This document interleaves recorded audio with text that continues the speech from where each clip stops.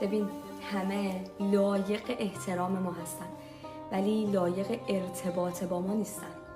ما میتونیم خیلی از آدما رو دوست داشته باشیم ولی تشخیص بدیم باشون ارتباط نداشته باشیم. با اون آدمی که حسوده رفت آمد نکن.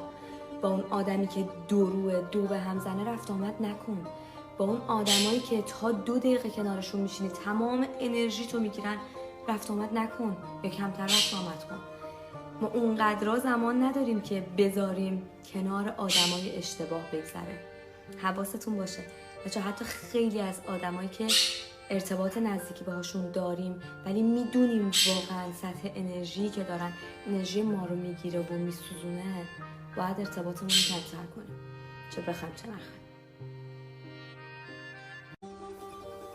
ببین، همه